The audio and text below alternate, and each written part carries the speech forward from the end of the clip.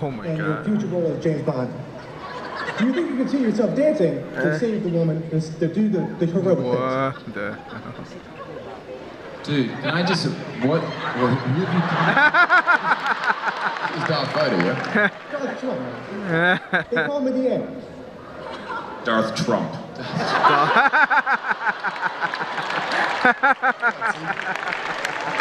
What? Huge inspiration for the Marvel Universe. I don't know about these guys, but I didn't hear a single thing you said. No, you can't be president. All right, I'll ask it this way. All right, so you made a fantastic performance within The Night Manager. It was an amazing miniseries. However, with the rumors of you going through potentially being 007 and your proclivity to dance on stage, can we imagine some kind of extravagant dance scene as 007 for the first time?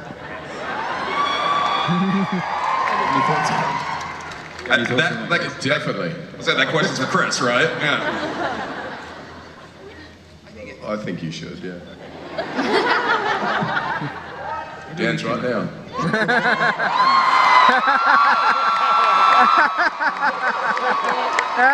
I'm dancing, you're dancing.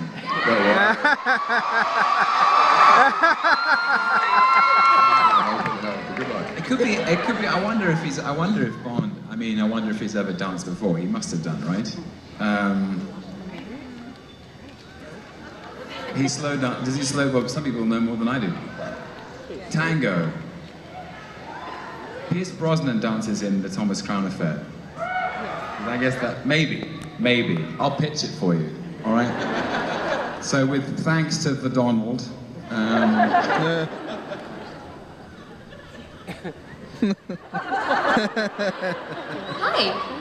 go and build a wall somewhere, dude.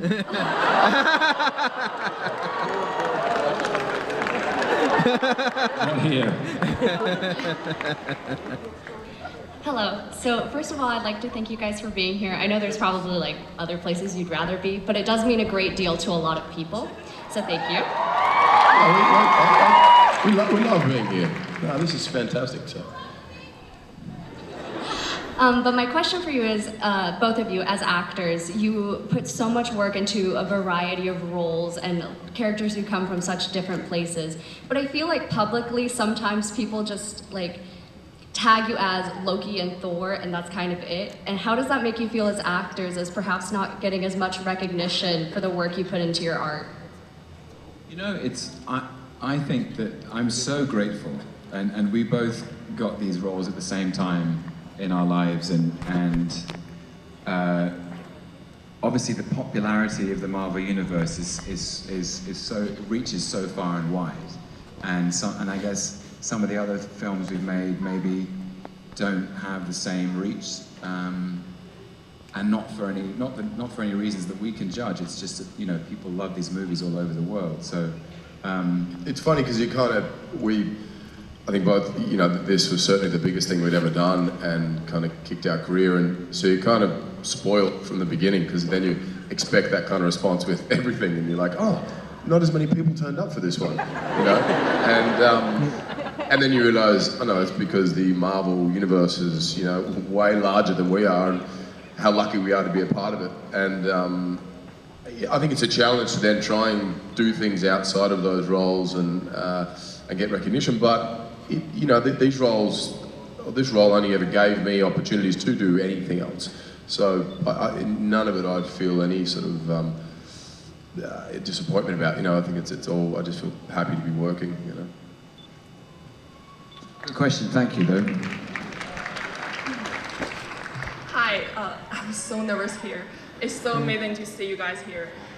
My question is, we all know that both of you have played a lot of great characters other than Thor and Loki. If you have a chance to, like, each of you choose one of your former characters and to make them meet with each other's character, which two would you like to pick and let them meet? If I was, I'd probably choose James Hunt from Rush. That was probably just a character I love playing and I love the film. But as far as would he get along with whoever you choose, I don't know.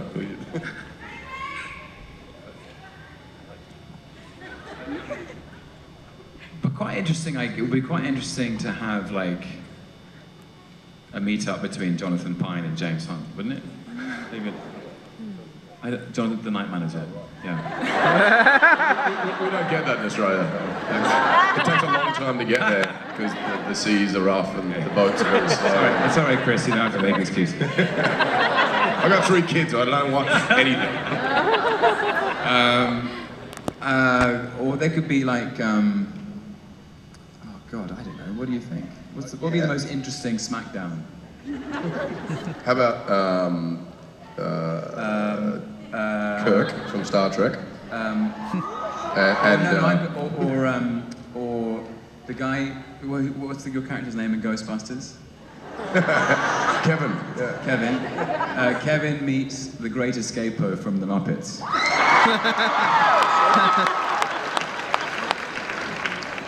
Thank you. Hi, thanks for being here.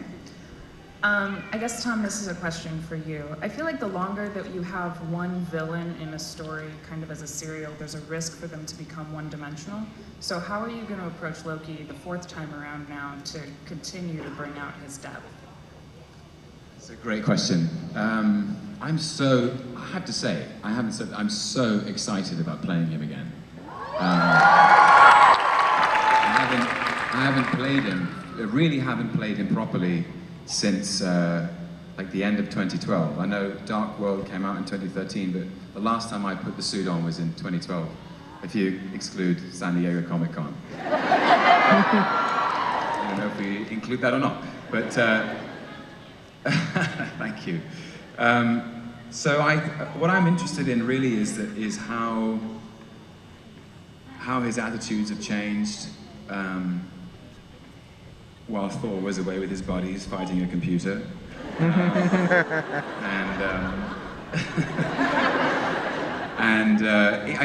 think you'll see. There's all sorts of interesting things. I'm 4 years older. Chris is 4 years older. There'll be just new things we find in it. The most exciting thing about it is always that he is a trickster. It is trying to find new ways of him being mischievous, because I love doing that. And I hope that you guys love watching that. Yeah. And let's not forget, there's no secret that the Hulk shows up in Ragnarok. And the last time Loki and Hulk were in the same room, it didn't go very well for Loki. So he's got a few chips on his shoulder. Yeah, but it's fun. You'll see. Okay, well, we look forward to it. Thanks. So my question is, we're gonna play Sleep, Marry, Kiss, and Kill questions for audition. So the choose will be a little bit different. So for Chris, will be choose between the Warrior 3 and Loki. For Tom, will be choose between the Warrior 3 and Chris and Thor. Please don't kill each other. You know the answer, I wonder. Like the game, like who would you marry? Who would you be friends with? Who would you kill? That type of game. I'm pretty sure it's not who would you be friends with. Yeah. She kept a PG, we kept a PG. Okay. Everyone knows the game, I think. Goodness me. Well, there's a lot of men in that grouping. I have no judgment about that at all. Just the idea of playing that game, not the PG rated. Yes. Well, I think Thor and Sif always had a thing in one of the comics, didn't they? So they'd maybe have a thing in this game. Sif is not in the Warriors 3. Not what? Hey, what's it called? Warriors 3. She's the. Oh well, I call it the Warriors 4, so she is there. She's not in the game. Well, yeah. I I haven't played this game, so I'm confused. It's going to take too long. We'll do this later. You try. I tried. Like the effort. Hi guys, thank you for being here. So we just had Captain America Civil War, which was incredible, and the Avengers had a bit of a family tiff, to put it mildly. And the status quo has changed dramatically while Thor has been gone. So I was just wondering how you were thinking about how he would respond to that when he comes back, what he thinks about what happened between Steve and Tony, what his response will be when he comes back. I think he's just really upset he wasn't involved, right? And then I'll be like, sort it out, idiots. This is silly. I don't know. I'm not sure. I don't know where that's going to, the story's going to go when Thor does come back. But I think it'll come as quite a shock that they're not all getting along and having a bit of a tiff. But, we'll see what kind of larger element, is that larger than their individual disputes and they need to come together and sort it out? Who knows? I don't know.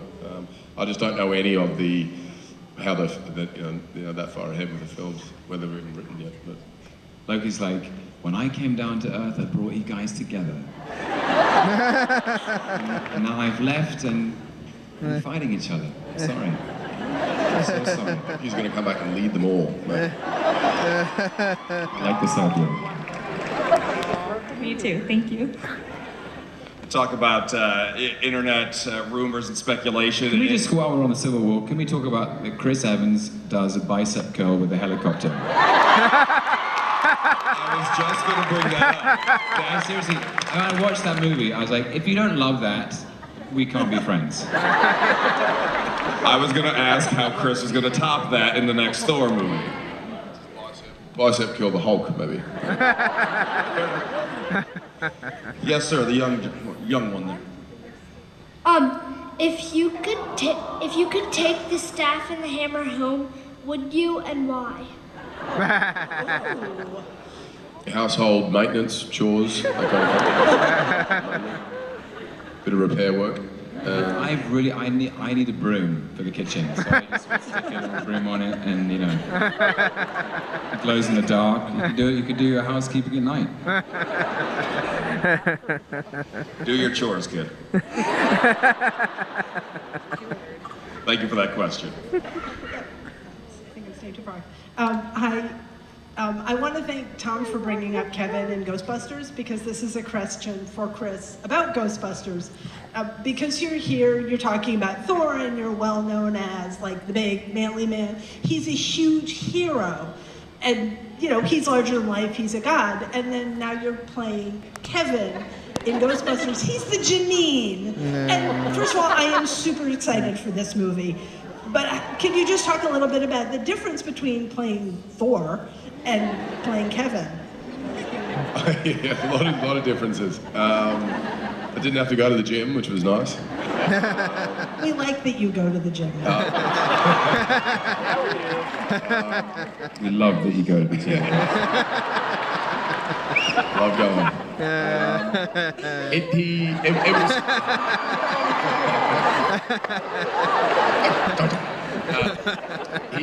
It was a lot different, and it kind of came alive when we got there, because I remember talking to Paul, the director, and not really knowing what the character was, and he said, it's fine, it's going to be a lot of improvisation, and we got there, and the girls and myself, we just started sort of, improvising, and this character kind of took off, and he's completely wacky, and, needs to be rescued most of the time, and probably does more harm than good, and, doesn't even know how to answer the phone, and, he's just hoping to get some free rent. He's hoping that comes with the job, which it kind of does. But Chris, would you say? Yes, Tom. Would you say that maybe Thor is the greatest performance you've ever given, and that Kevin is much closer to home? Kevin's much more me. Just kidding. I can't wait to see Ghostbusters. Who can't wait to see Ghostbusters?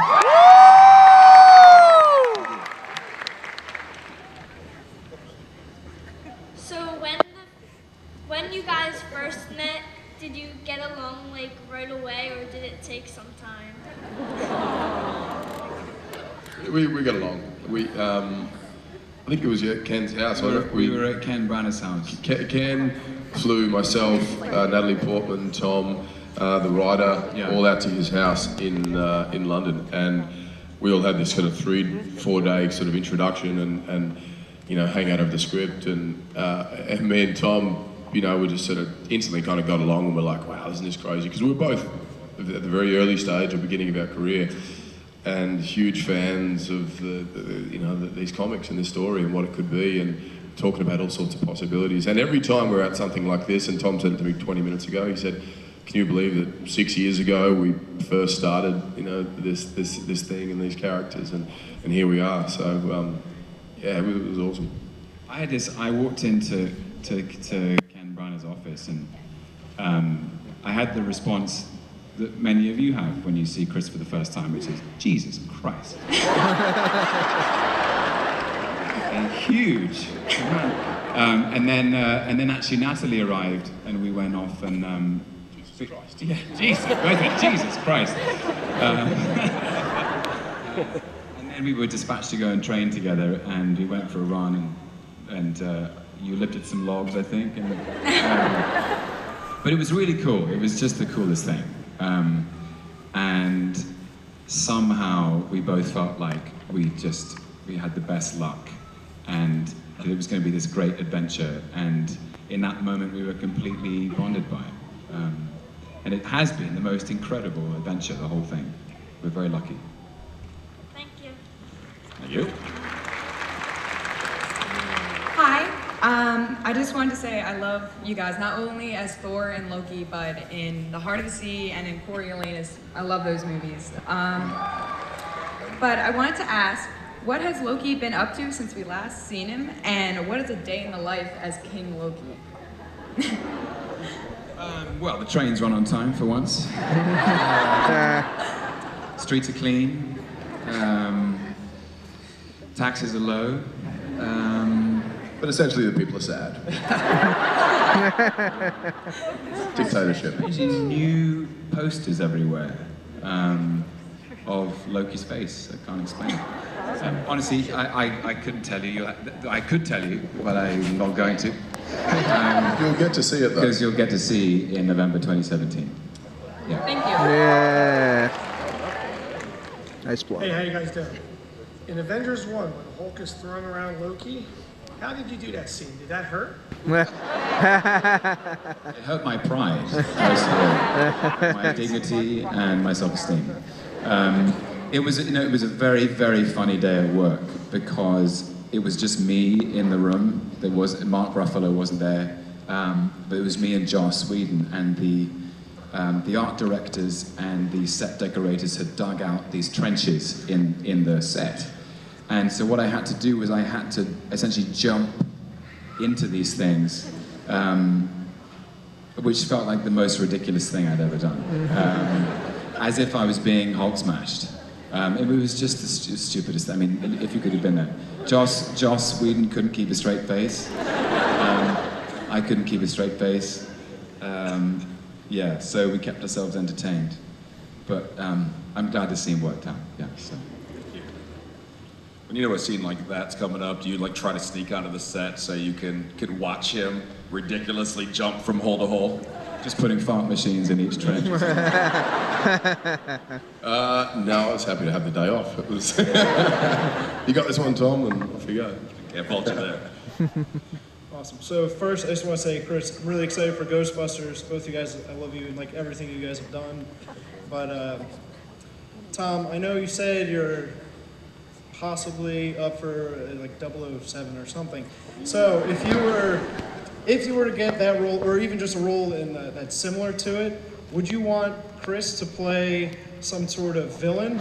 And if so, what kind of villain do you think it would be? Like something to take over the world like Loki, or more subtle and just kind of destroy you personally?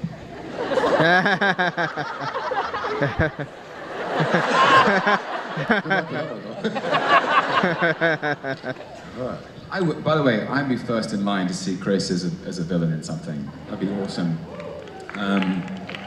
I quite like the idea. I mean, I think it's hilarious that he just wants to destroy me personally. It's a real vendetta he's got there. I don't know. What kind of villain would you like to play, Bud? I don't know. No idea. Like thinking Javier Bardem in Skyfall, you thinking... You can't go and copy someone else. No, of course, yeah, your own original work. Maybe subtly copy, Loki or something. I don't know, just one with no parameters and no rules, and but I don't know. It's an interesting question, but I don't have an interesting answer. It would be fun to do something contemporary with Chris one day. I mean, it'd be nice to have the role reversal, and then play the villain and be the hero. It'd be cool. Or like two anti-heroes. something like that. We're just taking up time. That's a question. Hi, first off, Tom, I have to say you're probably the best birthday present I could have ever gotten this year. And Chris, you're pretty much icing on the cake, so it's wonderful to have you guys here.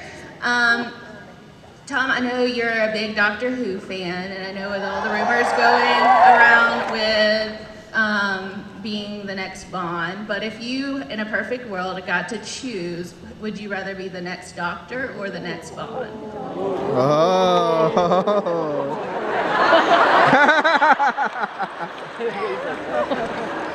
Everyone tweet this response. How do you pick? Like, it's like asking Chris to choose between his favorite children. I don't know. What do you think? Doctor. I personally say Doctor, but I would love you in anything, so I'm biased. Honestly, I couldn't possibly say because I don't know that I will ever be either of them. But they're both great characters, obviously. So, big fan. All right, thank you. Thank you. Hi, Chris and Tom. I'm Sophie. I recently just had the pleasure last month of having Mark Ruffalo as my college commencement speaker, and he gave a really great speech kind of helping to inspire us as young graduates and creatives. And I was wondering what advice you guys would give to aspiring artists or actors or anyone that's, just needs a little pick-me-up.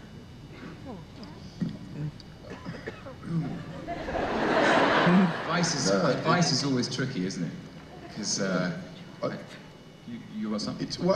I remember being in high school and having a different idea every week of what I wanted to do and so on, and that came from I just wanted to do something that made me happy, and I watched a lot of people, in employment that they didn't love and weren't inspired by, and I don't want to do that, I want to do something that takes me on all sorts of adventures. And then so I thought, I'm going to be an actor. And a lot of the sort of career advice I got from my teachers was, wow, that's ridiculous.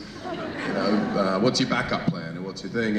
And I just never had one. I was sort of obsessed with this idea then, and I think you've got to truly love it because there is a lot of no's and a lot of doors being closed. But if that's what kind of fulfills your soul and that's what keeps you inspired and active in life and moving forward and continually sort of searching, and then I think go and chase it and do it and don't let anyone tell you otherwise. But yeah, as I said, just whatever makes you happy, I think. And really go after it. I mean, go after it and chase it down. Don't take no for an answer. Bash your head through the brick wall and keep doing it. The great tragedy is that one day you would look back on your life and say, I wish I had. I wish I had just tried it. I wish I'd tried this. I've said this before, but they all get one life, and it's a short one, and you have to spend it doing things that you love. And the more you love what you do, the more you inspire those around you, the more you create an environment which is full of love and life and fun and energy. So go after it with every fiber of your being. Thank you very much. Woo! Hi. My question is, how do you prepare yourself to be the characters you play, like in movies, like in Thor? Like, how do you prepare yourself to be against each other? We usually just laugh about it, actually. About being against each other. Yeah. The great thing about Loki if you get along, yeah, because you're both kind of open to saying, what if we try this, and wouldn't it be fun if we did that, or whatever, and there's no sort of grudge held or animosity. It's just kind of a search for whatever the best scenario of that relationship or that scene is, you know. But it's fun. When I put the Loki costume on, it's like, okay, I'm having a fun day. It always feels like it's going to be fun, especially working with this guy. It's true. Hi. I was wondering if, Chris, you were aware of Anthony Mackie's obsession with your hair? No. Oh wow, that's cool. I might go discuss it with him later. Thanks, Anthony. I had no idea, no. Did he brush it, or what? Well, he can. Let's get him up here.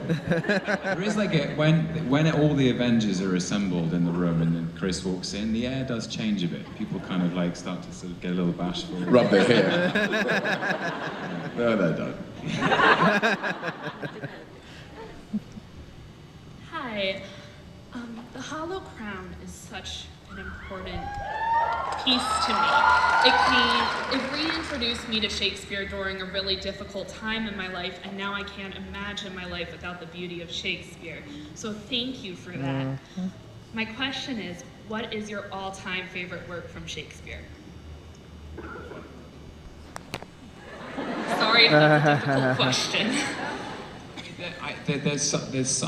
There's such depth in all of it. I really couldn't pick one, I don't think. And the reason I think he's such a deeply loved and admired playwright and a genius, and the reason he keeps being performed is that you can, at different points in your life, whether you're reading it or performing it or watching it, you find different access points to it. So maybe when you're younger, you love Romeo and Juliet because you can kind of empathize with that headlong passion. It feels very true to where you are.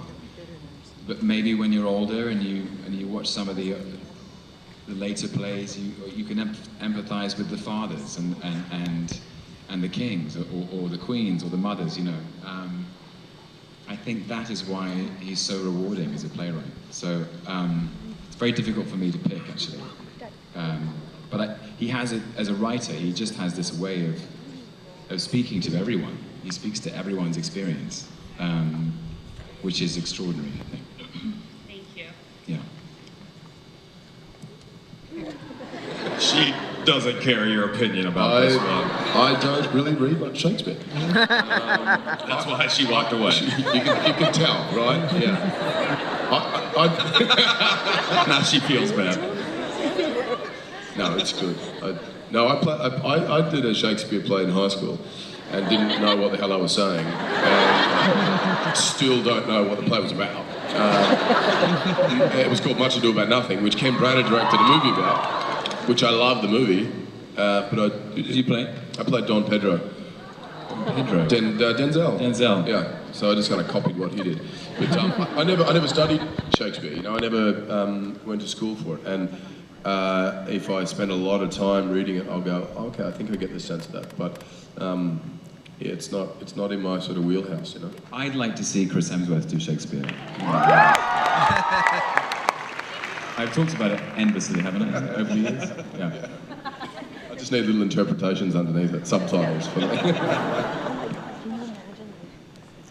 Hi, my son's a little nervous, so this question is for Tom. Hey, buddy. If you could play any hero, who would you play? If I could play any hero? Yes.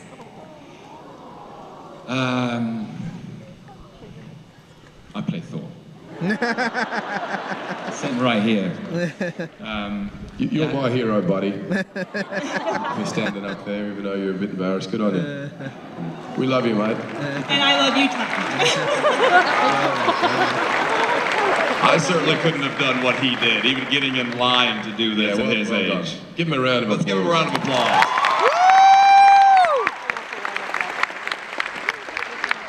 And actually, on on that note, we're out of time already. Aw. So we need to get you guys back to the floor. Thank you again sincerely for coming out. Busy schedules. Philadelphia, let's hear it for Chris Hemsworth and Tom Hiddleston.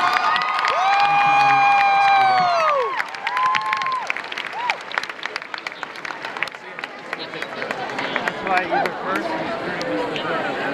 All right, I want to go. All right.